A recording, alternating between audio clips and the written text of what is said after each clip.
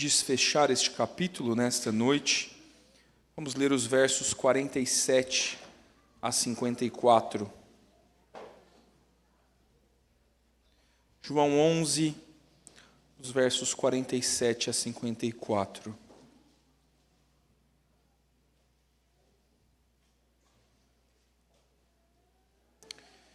Eu vou fazer a leitura, peço que você acompanhe comigo. João capítulo 11, os versos 47 em diante até o fim do capítulo. O texto nos diz assim: Então os principais sacerdotes e os fariseus convocaram o sinédrio e disseram: Que estamos fazendo, uma vez que este homem opera muitos sinais? Se o deixarmos assim, todos crerão nele.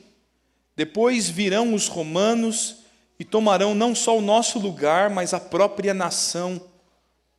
Caifás, porém, um dentre eles, sumo sacerdote naquele ano, advertiu-os dizendo: Vós nada sabeis, nem considerais que vos convém que morra um só homem pelo povo e que não venha perecer toda a nação. Ora, ele não disse isto de si mesmo, mas sendo sumo sacerdote naquele ano, profetizou que Jesus estava para morrer pela nação. E não somente pela nação, mas também para reunir em um só corpo os filhos de Deus que andam dispersos. Desde aquele dia resolveram matá-lo, de sorte que Jesus já não andava publicamente entre os judeus, mas retirou-se para uma região vizinha ao deserto, para uma cidade chamada Efraim, e ali permaneceu com os discípulos. Estava próxima a Páscoa dos judeus, e muitos daquela região subiram para Jerusalém antes da Páscoa para se purificarem. Lá procuravam Jesus e, estando eles no templo, diziam uns aos outros: Que vos parece? Não virá ele à festa? Ora, os principais sacerdotes e os fariseus tinham dado ordem para, se alguém soubesse onde ele estava, denunciá-lo a fim de que o prendessem, a fim de o prenderem. Vamos orar, irmãos, mais uma vez. Deus eterno, queremos nos achegar ao Senhor na ocasião de ouvir da Tua palavra, Senhor. Tua palavra é boa e perfeita, Senhor, e o nosso coração é que tem limitações para expô-la e também para ouvi-la. Nós clamamos nessa noite, Pai, para que na obra do Teu Espírito Santo sejamos ensinados, Deus, que os ruídos no ensino da Tua palavra sejam exterminados pelo Senhor, Pai, que nós possamos ouvir pura e cristalina instrução do Teu trono. Nos ensina, Senhor, a perseverar em Cristo, nos ensina a olhar para o verdadeiro líder sobre nossas casas, nos livra, Senhor, dos maus líderes que estão perseguindo a Tua igreja, Senhor. Nos mantém viva a esperança de Cristo, de que a obra do Senhor não falhará e de que o Senhor Jesus, no tempo certo, se revelará. Oramos, Deus, para que estes ensinos de agora em diante se firmem no nosso coração. É o que nós clamamos no nome de Cristo. Amém, Senhor. Meus irmãos, vocês já ouviram falar sobre a feiticeira branca? Não, eu sou crente, eu não mexo com essas coisas de feiticeiro, não, né? Credo, isso é coisa de macumba, pastor, feiticeiro. Conta-se que o reino de Nárnia foi invadido pela feiticeira branca. Esta veio, sendo ela descendente de uma outra linhagem real, e estando em Nárnia, a feiticeira branca tomou o governo à força, e debaixo da sua regência, houveram 100 anos de inverno sobre Nárnia. A estranheza dos narnianos é que a maldade era abertamente praticada. Os narnianos diziam: é sempre inverno, sempre neva, mas nunca chega o Natal. Talvez a associação de Natal e neve seja mesmo de C.S. Lewis, que é o autor, né? Para nós, Natal é época de praia. Os narnianos estão agonizando sobre a pesada mão da feiticeira branca. Até que num dia inesperado, pela porta de um guarda-roupa, chegam a Nárnia 4 irmãos. Você lembra dessa história? E os 4 têm um terrível encontro com a feiticeira. Especialmente Pedro, um dos irmãos. Pedro vai ser seduzido por aquela mulher, atrair os seus irmãos e entregá-los. Porque havia sobre Nárnia a profecia de que um filho de Adão viria para libertar Nárnia das mãos da feiticeira branca. E quando a feiticeira descobre que esses 4 jovens chegaram a Nárnia, ela quer matá-los antes que a profecia se cumpra e que Nárnia seja livre deste terrível inverno. Pedro cede às tentações da feiticeira branca. Ela o compra por míseros doces turcos. Pedro trai a confiança de seus irmãos e agora se torna tão mau quanto a feiticeira. É curioso que Pedro se arrepende. Ele é descoberto na sua traição e ele vai até Aslan. Essa é uma cena bela de se ver no filme. Aslan chama Pedro ao topo de uma montanha e conversa em particular com ele. Ele desce de novo aos seus irmãos dizendo: Pedro está perdoado, não há mais culpa sobre ele.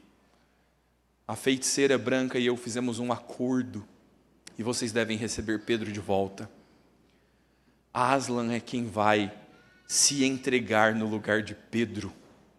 A feiticeira o toma, ela e todos os seus monstros demoníacos. Numa noite escura, eles vão em um terrível ritual ridicularizar Aslan, arrancar-lhe os pelos, prender-lhe a boca e vão afinal matá-lo. Aslan está morto sobre uma tábua de pedra. A manhã seguinte da morte de Aslan é de muita tristeza. A irmã caçula dos 4 decide ir visitar o túmulo de Aslan. Ao chegar no local onde ele havia sido morto, ela encontra a pedra de madeira, a grande mesa de pedra quebrada. Aslan não está lá. Não resta mais nada do sacrifício da noite anterior. E quando Lúcia se vira, atrás dela está Aslan. Não humilhado, não o Aslan que foi entregue, mas aquele grande leão, belo com a sua juba ao vento. E Lúcia diz: Aslan, você não está morto? Ele diz: sim, eu morri. Mas a feiticeira não sabia que há sobre Nárnia uma antiga lei que rege Nárnia. E esta lei diz que toda vez que um inocente se entrega por um culpado, a sua vida será reavida a ele. E existe uma magia antiga em Nárnia. Você imagina o final. Aslan vai retornar triunfal quando seu exército está enfrentando o exército da feiticeira e está quase perdendo. Aslan chega rugindo no campo de batalha. Ele triunfa e vence a feiticeira. Vamos assistir Nárnia essa semana? Deu muita vontade, né? Que te parece essa história? Que te parece essa história? Quem é Pedro nessa história? Nossa. Quem é Aslan nessa história? Obviamente é Cristo. Lúcia virou as Marias que foram pela manhã ao túmulo de Jesus. Mas, irmãos, nós olhamos o fim da história. Talvez vivê-la não seja tão fácil assim. Nós estamos a uma altura do Evangelho de João, quando Aslan, quando o Senhor Jesus, nessa analogia, está sendo preparado para ser morto. Quando a feiticeira, os demônios e monstros de Nárnia, quando agora os algozes do Senhor Jesus, seus inimigos, os religiosos, fariseus e sacerdotes do templo, estão reunidos num sinédrio determinando a morte do Senhor Jesus e eles vão buscar matá-lo. E nós sabemos que de fato o Senhor Jesus será pego por eles. E talvez na nossa perspectiva o caos se instaure, haja uma incongruência de olhar para o texto e perguntar: por que Aslan se deixou ser pego? Por que é que o Senhor Jesus estaria submetido a isso? Por que é que estes falsos líderes reinariam tão maldosamente sobre Israel? Por que é que Cristo não os destronou? Por que é que o Senhor Jesus permite que tramem contra ele, que determinem uma sentença de morte sobre ele? E na verdade, irmãos, o que parece ao início ser uma grande e terrível decisão contra Jesus, na verdade se mostra para nós como a perfeita completude do plano de Deus, como um cumprimento impecável dos desígnios do Senhor. Deus vai permitir que homens maus ajam, como Aslan está permitindo que a feiticeira o mate. O Senhor Jesus está permitindo a ação dos homens maus, porque, na verdade, aqueles que pensam governar sobre Israel estão sendo governados pelo verdadeiro líder de Israel. Quero nessa noite te levar a essa conclusão, meu irmão, que há um verdadeiro líder em Israel, e este não são os fariseus, este não são os saduceus. Aquele que verdadeiramente governa não estava na reunião do Sinédrio, mas ainda assim fazia com que o Sinédrio cumprisse a sua vontade. Há uma soberania extensiva de Deus, e nós podemos olhar sobre isso no texto dessa noite. Meus irmãos, Lázaro acabou de ser ressuscitado por Jesus. O milagre é fantástico. É de fato de não compreender à primeira vista o grande feito do Senhor Jesus. Cristo vai com graça trazer de volta à vida o seu amigo.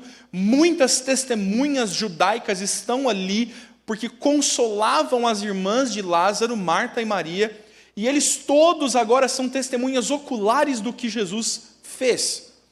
O que é que se dá neste contexto? Muitos creem, mas muitos outros ainda continuam buscando perseguição contra Cristo. E é nessa cena que o texto se instaura, porque alguns dos principais sacerdotes e fariseus convocam o Sinédrio por causa dos sinais que vinha Jesus fazendo. A primeira coisa que o texto nos mostra, meu irmão, são os falsos líderes de Israel. São os líderes egocêntricos, orgulhosos e egoístas que se levantaram sobre Israel. Como uma feiticeira que se autodenominou dona de Nárnia, estes homens estão se levantando maldosamente, assumindo o reino de Israel, chamando para si a posse de um reino que nunca foi seu. É curioso pensar, meu irmão, que olhar para o texto nos remete a algo bom a princípio. Sacerdotes são aqueles que eram responsáveis por guardar o culto ao Senhor. Estes, os principais sacerdotes que compunham o Sinédrio, formado por 70 ou 71 homens, eram, em sua maioria, aqueles que ministravam sacrifícios no templo, que superintendiam a casa de Deus, homens responsáveis pelo culto público a Deus em Israel. E estes homens, que talvez tivessem sido instituídos pelo próprio Senhor para a sua glória, agora estão usando muito mal o posto que lhes foi dado. Igualmente os fariseus, uma seita judaica, um grupo dentre os judeus, que surgiu com a melhor das intenções. Os fariseus se ajuntaram na prática do farisaísmo quando os helênicos, os gregos, invadiram Jerusalém e trouxeram todo o paganismo dos deuses gregos com eles. Há então a resistência dos macabeus, uma luta para manter pura a religião em Israel, e os fariseus surgem nesse contexto. Provavelmente eles derivam de um grupo chamado de Hassidins, que são piedosos, que são crentes fiéis, que são preservadores da lei de Deus. Mas ainda que no princípio os fariseus tenham iniciado muito bem o seu trabalho, a essa altura se desviaram do propósito. Os fariseus se tornaram mestres de si mesmos e não da lei de Deus. ensinam do seu próprio ego e dos seus próprios pensamentos, e não genuinamente, fielmente, a palavra do Senhor. Estes estão reunidos agora no Sinédrio para dizer: o que nós vamos fazer com esse homem que opera tantos sinais? Homens maus, líderes usurpadores sobre Jerusalém, que querem tomar alguma atitude quanto ao verdadeiro líder que tem se erguido em Israel. A questão deles, meu irmão, se deixa no ponto em que estão preocupados de perder o seu trono. Eles estão agora inquietos porque se este que vem fazendo milagres e ganhando seguidores, se ganhar maior proeminência, pode ele vir a ser um novo líder militar. Poderia ele vir a ser um novo líder religioso. Talvez ele chame a atenção dos romanos e os romanos queiram tirar de nós o reino. Ou pior, talvez ele próprio tire de nós o reino. A preocupação desses, que era a princípio zelar da casa de Deus, preservar a verdadeira religião, agora é na verdade uma preocupação de: nós vamos perder o nosso trono, nós vamos perder a nossa influência e o nosso governo. É sobre isso que os falsos líderes de Israel estão trabalhando. É esta a preocupação deles, que Jesus viesse a substituí-los, que eles fossem agora abandonados. Por ironia da história, o Senhor Jesus não se assume como um líder bélico ou um grande revolucionário político em Jerusalém, mas ainda assim os romanos vão invadir Jerusalém no ano 70, vão destruí-los e destituir deles a nação. Quase uma ironia da história. Mas olhar o coração desses homens nos ensina muito sobre como falsos líderes, como falsos mestres estão se portando. A principal característica deles, que ainda no nosso contexto se manifesta, é que eles não estão preocupados com o avanço do reino de Deus. Eles estão preocupados com a manutenção do seu próprio trono. Os interesses deles não são espirituais, não são pelo bem da igreja, não são pelo crescimento daqueles que temem a Jesus.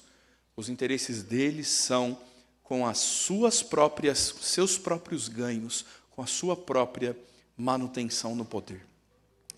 Talvez a essa altura você olhe e você me diga: credo, pastor, ruim mesmo, hein? Queima Jesus, esse povo aí. Deus o livre. Tem que arrebentar mesmo com esses falsos líderes aí.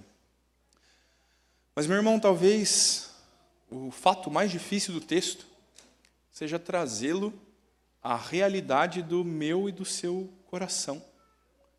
Talvez não sejamos nós grandes líderes sobre Israel. Talvez não sejamos nós instituídos em cargos de influência. Mas o pecado do coração se manifesta em todas as esferas, sejam elas pequenas ou grandes. As perguntas que me vêm à mente estão mais relacionadas com a nossa vida comum. E a pensar em como nós queremos que o Senhor nosso Deus mantenha a sua liderança um pouco mais longe de nós, para que nós possamos manter as coisas da forma que nós preferimos. É assim que maridos usam mal a sua liderança em casa. Quando eles querem manter Jesus um pouco mais afastado, porque entrando o ensino genuíno da palavra, eu vou perder o trono e o governo da minha casa, porque eu governo a minha casa pecaminosamente. É esse o nosso medo, quando nós pensamos nos nossos filhos. Olha, meu filho, assim, você tem que ser crente, mas você não vai ser bitolado também não, hein? Vai querer ficar inventando de fazer jejum nessa casa, de ficar orando demais, para poder nem ouvir um forrozinho mais, você já está reclamando. Nós temos medo, às vezes, de que as rédeas da nossa vida sejam tomadas pelo verdadeiro líder de Israel. E nós queremos assumir as rédeas sobre nossos casamentos, sobre os nossos filhos, sobre as nossas carreiras, então, nem se diga. Trabalho é assunto sacrossanto na grande capital, não é? Meu irmão, o panhador de café, sabia o café que você toma? Alguém panhou ele, e não é colheu, não é panhou que nós falamos em Minas. Ele não tem uma perspectiva de carreira, mas nós construímos carreira na nossa cidade. É uma perspectiva bem clara para nós que estamos em um contexto de grandes empresas. Deus o livre. o Senhor Jesus alcançar a minha vida e dizer que a forma como eu estou levando minha carreira está errado. Eu prefiro que ele se mantenha um pouco mais para lá e que eu possa liderar o meu futuro e a minha carreira como melhor me agrada. Meu irmão, como é que você vai manter as lideranças que estão debaixo de você? Como é que você tem usado das responsabilidades que Deus te incumbiu? Você tem sido um déspota, um imperador egocêntrico que só faz a sua vontade? Ou você é alguém submisso que diz, Senhor, Tu és o dono, isso aqui é seu, Senhor. Como que o Senhor quer usar? Eu sou um instrumento Teu. As nossas finanças nem se fale, né? Senhor Jesus, abençoa a minha vida, me dá muito dinheiro, mas não opinem como eu vou gastar. Nós queremos assumir os tronos das nossas vidas e talvez nós nos erguemos como os líderes egocêntricos que receberam incumbências de Deus e que estão as usando muito mal. A preocupação desses homens é, esse tal de Jesus, do jeito que vai as coisas, ele vai mudar tudo, nós precisamos impedi-lo. Será que não é essa a preocupação do teu coração, meu irmão? Que Jesus bagunce a tua vida, que ele mude os teus planos, que o que você realmente quer fazer não seja algo do agrado dele, e ainda que não publicamente no teu coração você confesse, eu não vou deixar isso acontecer. Eu não vou deixar Deus fazer dessa forma, não. Isso não me agrada. Agimos como fariseus e como sacerdotes que corrompem o reino de Deus, pensando cada vez mais em nosso próprio umbigo. Você vira para a tua esposa e fala, você vai na EBD domingo, você vai no culto à noite, grupo dos lares, agora você quer ir na SAF? Que isso? Pelo amor de Deus. Precisamos pará-lo.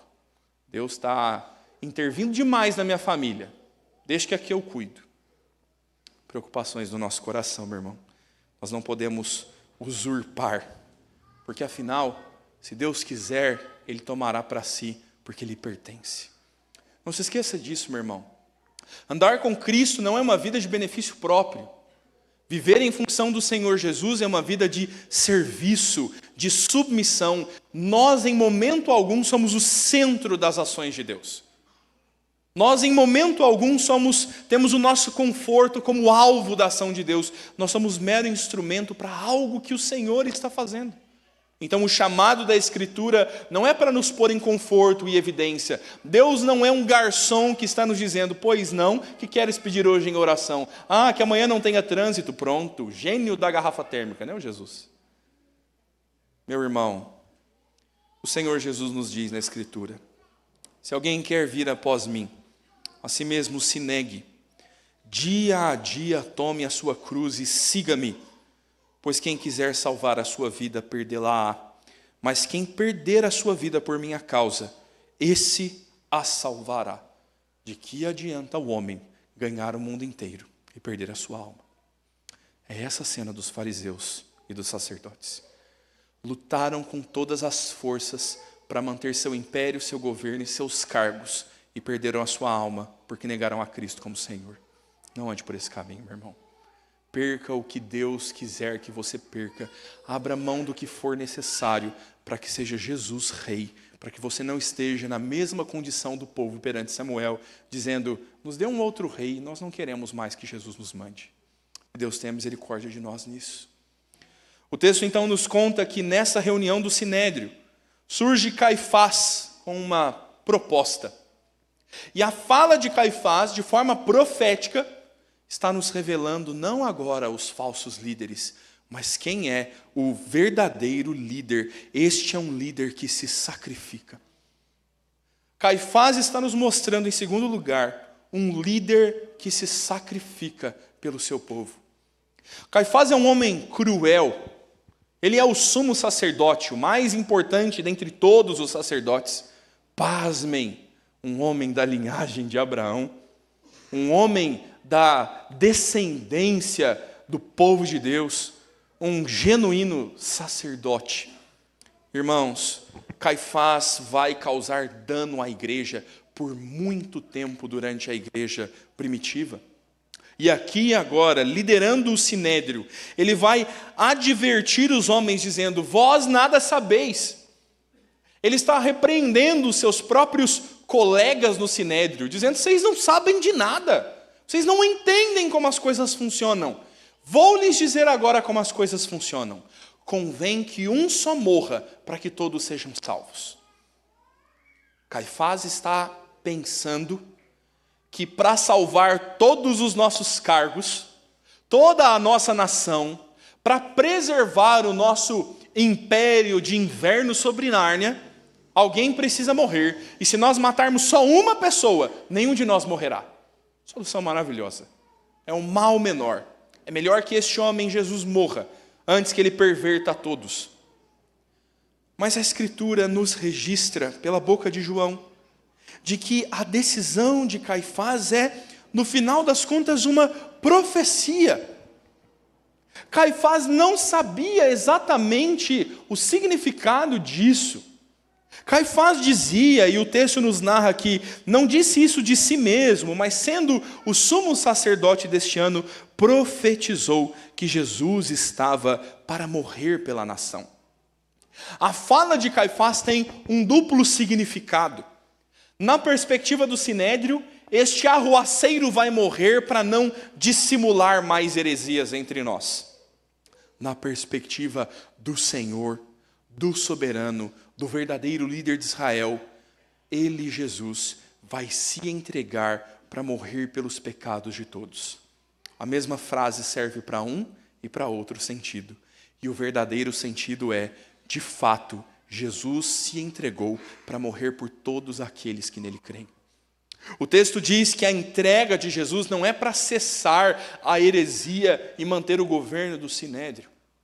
A entrega do Senhor Jesus é não somente pela nação, mas para reunir em um só corpo os filhos de Deus que andam dispersos. É a narrativa de João 10. E então este vai se entregar e haverá um só rebanho e um só pastor. Há a primazia de Cristo. Há uma genuína liderança de alguém que não está governando para si, mas que é um líder abnegado, compassivo, que vai se entregar para que o seu povo receba compaixão e misericórdia de Deus. Essa é a obra de Cristo, um líder que vai se sacrificar por pecados que ele não cometeu e vai pagar um alto preço para poupar o seu povo. Enquanto os fariseus e os sacerdotes estão usurpando de Israel, enriquecendo às custas do povo, se exaltando, o verdadeiro líder de Israel, ele está se entregando, ele está se abstendo da sua própria glória, ele está tornando conhecida a misericórdia de Deus, ele está perdendo para que o seu povo ganhe. Mal sabe Caifás, mas está com a sua própria boca falando da graça de Deus. Caifás está tendo os mais terríveis pensamentos, as piores intenções possíveis, mas a soberania de Deus é tão grande que sobre as piores intenções desse homem cruel, Deus está manifestando a sua vontade de forma perfeita. Diz o texto de Atos que o Senhor Jesus morreu pela mão dos pecadores. É o desígnio de Deus que ele morresse, mas o Senhor permitiu que fosse entregue pela mão de pecadores. Nós conhecemos um verdadeiro líder aqui, alguém que genuinamente vai se sacrificar pelo seu povo. Me deixe pensar em algo um tanto distinto, para talvez te fazer pensar um pouco mais no que o Senhor Jesus está fazendo. Você conhece o El Chapo? Conhece ele, não? Guzmán. Ó, que chique, meu espanhol tá bom, tá, Lucas? Esse é o remanescente de todo o cartel de Sinaloa, um dos companheiros de Pablo Emílio Escobar Gaviria, um dos maiores terroristas da América do Sul, certamente o traficante que mais fez estrago nas últimas décadas. Guzmán foi preso. Em 2015, ele saiu da prisão, cavou um túnel e conseguiu fugir da prisão. Voltou para Sinaloa, voltou a ser chefão do crime, reassumiu seu posto. Imagine quão assustador é para as autoridades ver um dos homens mais procurados do mundo agora saindo de novo às ruas e reassumindo seu império. Guzmán continua tocando ao tráfico de drogas e todo o crime por meio do cartel. E ele quer cada vez mais ser conhecido como o grande criminoso, o grande líder de cartel, um homem poderoso. E ele agora, meu irmão, está tripudiando sobre as autoridades americanas que não conseguiram contê-lo. Ele fugiu e agora não foi pego mais. E esse homem, no auge do seu ego, no auge da sua soberania, do seu poder malicioso, ele passa a procurar duas pessoas. Ele procura Kate Del Castillo e Sean Penn. São uma produtora de filmes e um ator. Ele procura essas pessoas e entra em contato com elas dizendo assim: olha, eu sou um homem incrível e poderoso, nem Pablo Escobar sobreviveu e eu estou aqui ainda fazendo muito bem o que eu faço. Quero fazer um filme sobre a minha vida. Eu sou fantástico. E ele continua na sua maldade. Continua traficando, o cartel continua matando e ele continua se orgulhando do que faz. Mas você sabe onde estão as autoridades americanas durante todo esse tempo? Ouvindo as ligações telefônicas.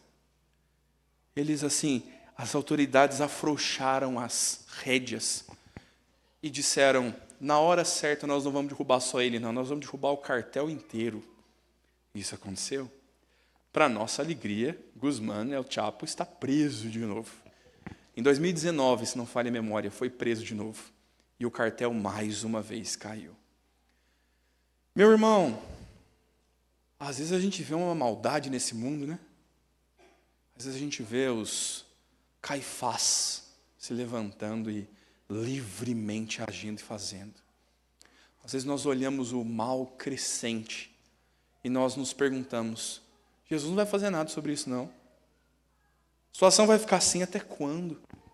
Meus irmãos, o Senhor muito bem sabe governar a história. E o que para Caifás é o seu triunfo. O que para Caifás é o orgulho soberbo do seu império. O que para o sumo sacerdote de Israel é a resolução de todos os problemas e o sustento do seu governo sobre Israel, é, na verdade, a sua queda. Tão patinho caiu quanto Pablo Guzmán. Meus irmãos, nós não podemos nos esquecer de que existe uma soberania de Deus agindo.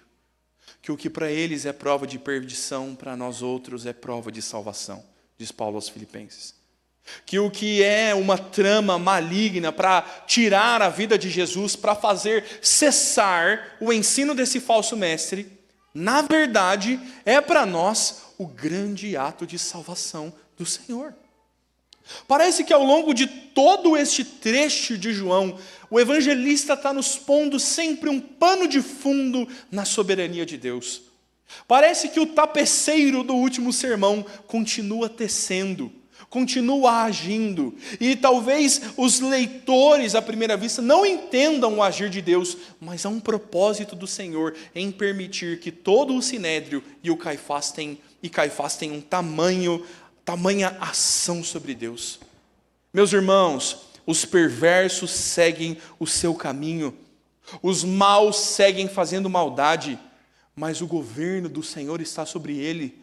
Deus tem as rédeas nas mãos para, no tempo oportuno, chamá-los de volta. Talvez pareça a nós desgoverno, mas ainda no pior desígnio do seu coração, os pecadores ainda assim estão fazendo a vontade do Senhor. Não é Caifás que decidiu matar Jesus. É no capítulo 10, é no trecho anterior, que Jesus está dizendo: eu dou a minha vida e eu mesmo posso reavê-la. Não é Caifás que determina a morte de Jesus. Não é Caifás que escolhe quando e como isso vai acontecer.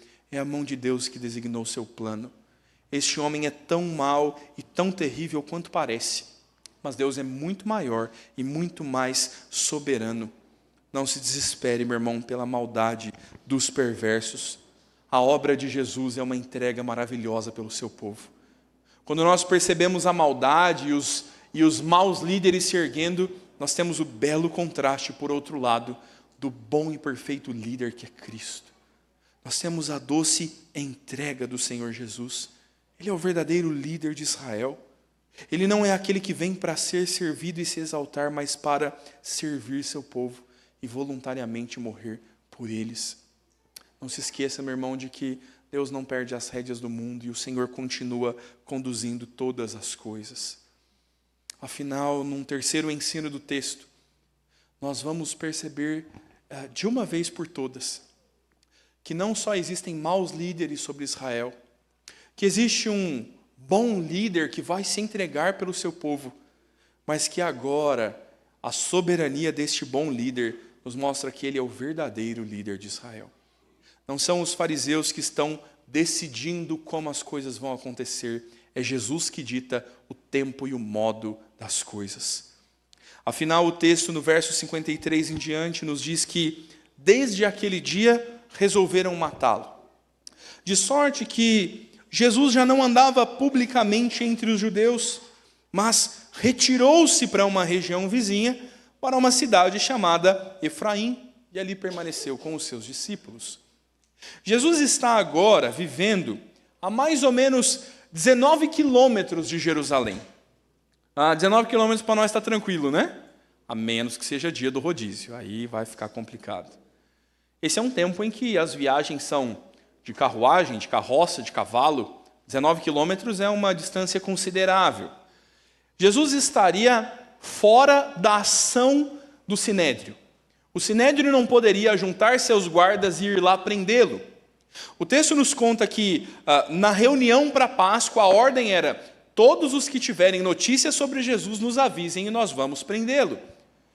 Estar em Efraim dá condições de que Jesus não seja preso. Ao mesmo tempo, Jesus não é um fugitivo. Jesus não está vivendo aqui, meu irmão, um Prison Break assim, sabe? Você assistiu Prison Break? Série mais velha, né? Não está tão na moda assim, não. Jesus não está fugindo. Ele está se preparando. Porque é Ele que vai se apresentar às autoridades à Páscoa. Ele está determinando o momento e mostrando que não são estes que mandam em Israel, é Ele que decide quando as coisas vão acontecer. Em uma distância adequada, agora em Jerusalém, há preparativos para a Páscoa. João nos fala sobre 3 Páscoas, 3 ocorrências que acontecem durante o ministério público de Jesus. Esta é a última. Aqui é o momento em que Jesus vai se entregar na festa da Páscoa. São as vésperas da festa.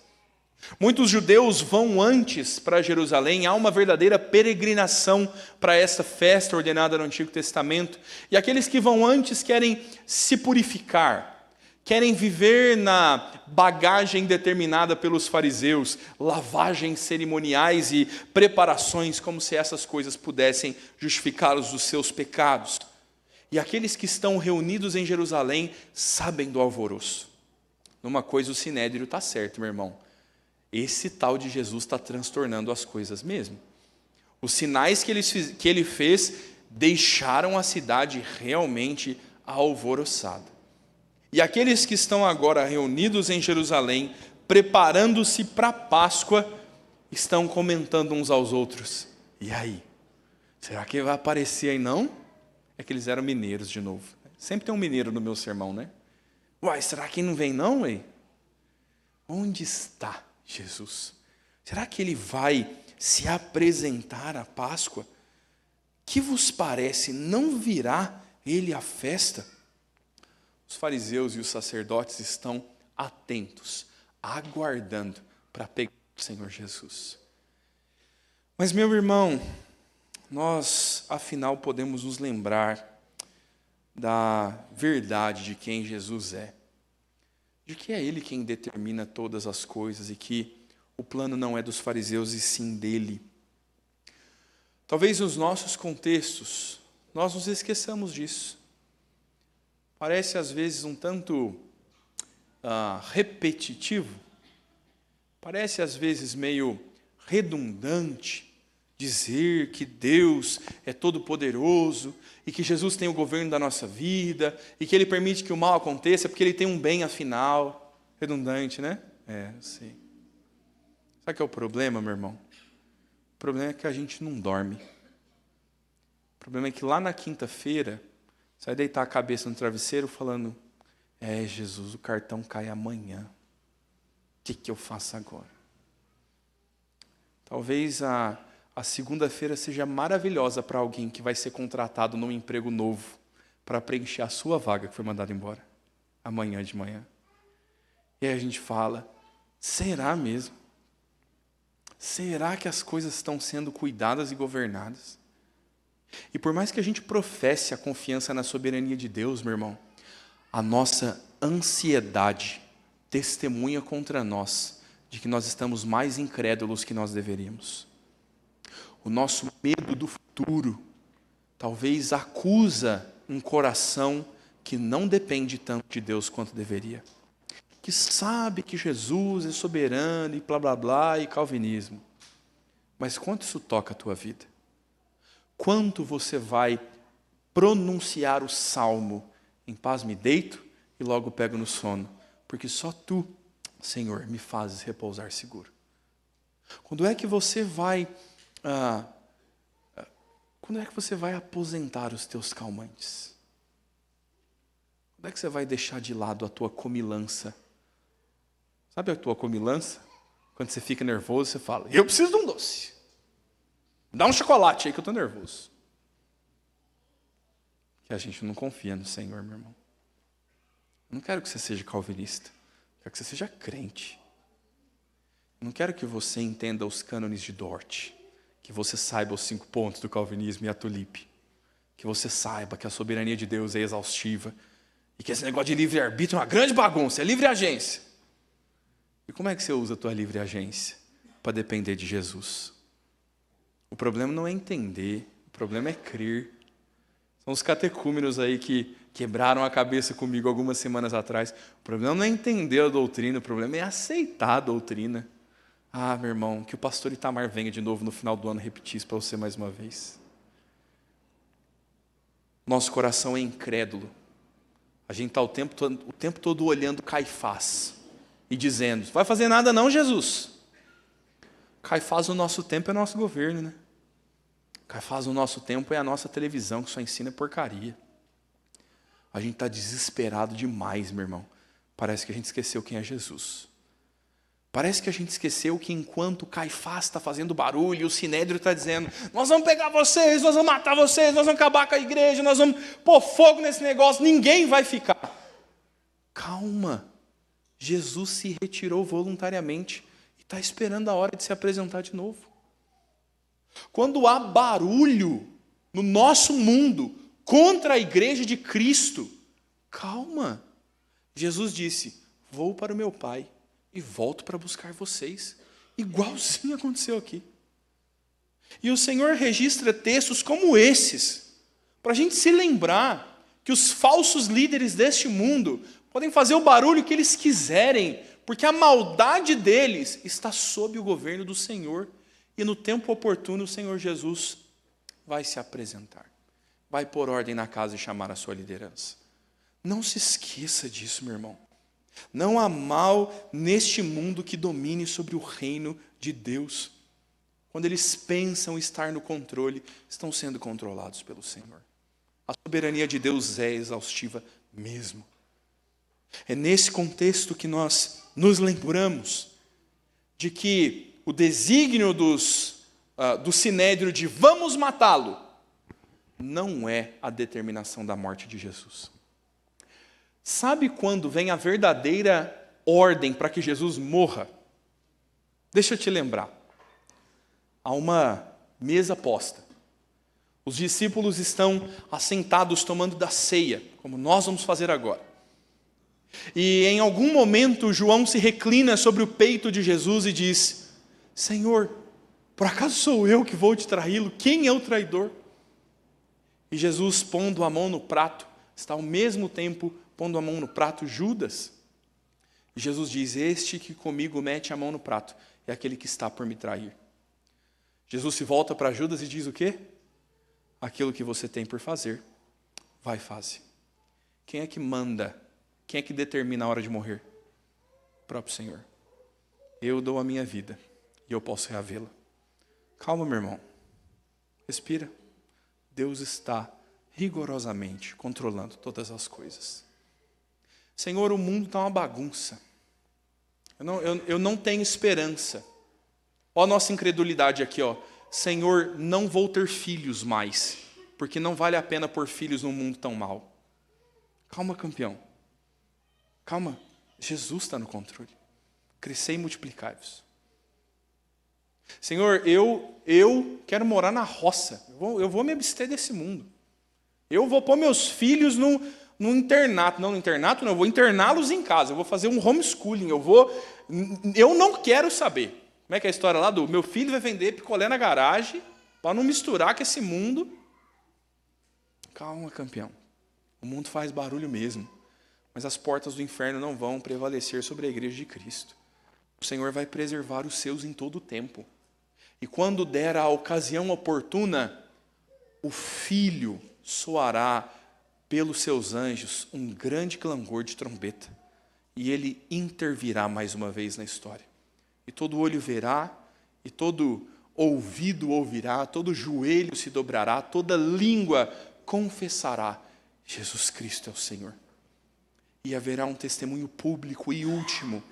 E ele não voltará agora como o leão que está sendo posto para morrer pelo jovem Pedro. Ele voltará como aquele que é triunfal em meio à batalha e vai vencê-la e vai consumá-la. E a feiticeira e seus demônios serão destruídos. Lembra do final. Este é o bom privilégio da Escritura. A Bíblia está te lembrando que ainda tem um trono e é Cristo que está sentado nele, não é o Lula.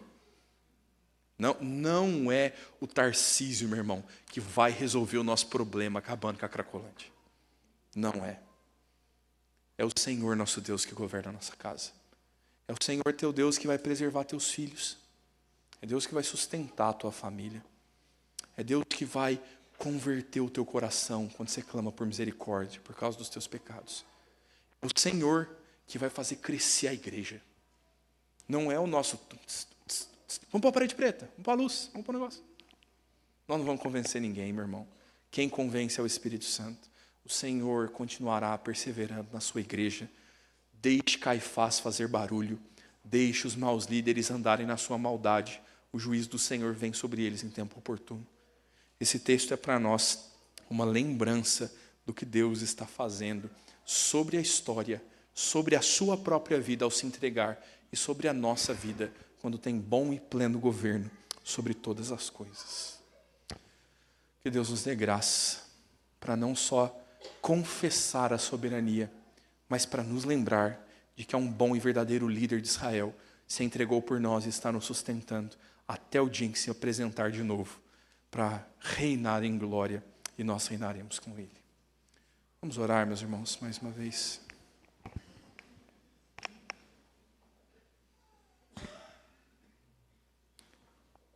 Deus de amor e justiça, queremos nos achegar ao Senhor, Deus, depois de atender ao ensino da Tua palavra. Senhor, nós sabemos que o mundo é mau, Senhor, e que há nele homens que lutam para refrear o Teu reino. Sabemos, Pai, que Satanás e seus demônios têm se valido de verdadeiros filhos do diabo que estão neste mundo, Pai, que têm atribulado a vida dos Teus filhos, que têm impedido em tantas esferas ou dificultado o avanço do Teu reino. Senhor, nós queremos orar para que o nosso coração se lembre de que o Senhor não nos poupou dos sofrimentos deste mundo, de que o Senhor permitiu Caifás e Satanás agir por ele. O Senhor permitiu tal maldade para que o Teu plano se cumpra. Nos lembra, Senhor, de que nas nossas vidas o Senhor permite mal sobre nós também e o Senhor o governa para um bom fim.